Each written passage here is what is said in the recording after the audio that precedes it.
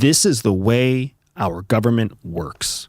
What is true in CIA is true in Department of State, is true in Department of Energy, is true in the Department of the Interior, the DNI, the DHS, FBI, and everybody who's in those worlds knows it.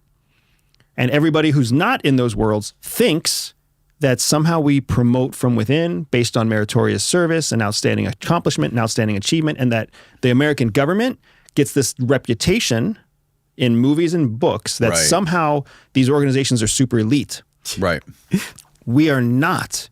The most talented people leave or get forced out because the only way that you climb to the top is by becoming a company person, by acknowledging and accepting and being grandfathered and godfathered. It's not based on your meritorious service. It's not based on what you accomplish. It's based on who you know and the politics within each building and your ability to work within those politics.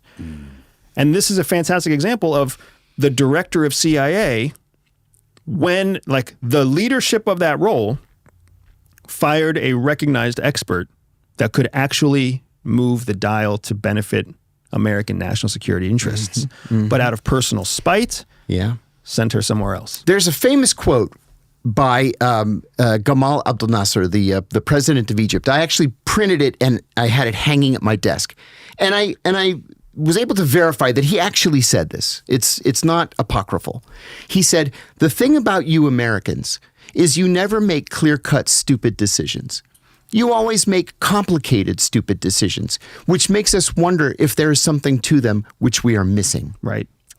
And it's because these are the people making the stupid decisions. So and that's a great quote, because you also have to look at it through the eyes of Arab culture.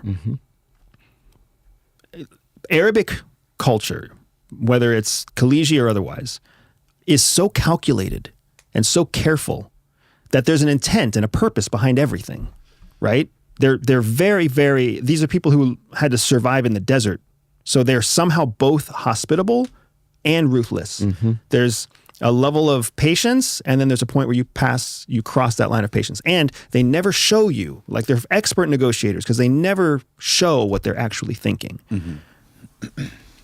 When they see us through their eyes, they think that we must also be expert negotiators, experts at hiding something. And when we do these nonsensical things that seem stupid, they think it's just so smart they can't figure it out. Yes. Yeah. When it's really just stupid. It's just stupid. I remember when Saddam Hussein began pulling out of Kuwait. George H.W. Bush said the clock is ticking. February 2nd, we're going to start bombing. And then on the 1st, Saddam started withdrawing from Kuwait. I remember Yasser Arafat giving a press conference and just saying, "Genius. Genius."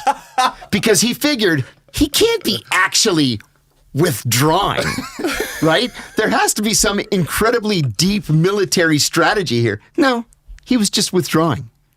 Yeah, I think China may have figured it out that we're just fucking stupid sometimes. Good point. Right? Because as soon as we left Afghanistan, they swept right into Afghanistan and started signing deals and everything else. So it's not like they thought there was some kind of long-term strategic play there. They were like, "Oh, nope, America's just leaving behind half a pie, and we're going to go eat the shit out of that pie." That's right.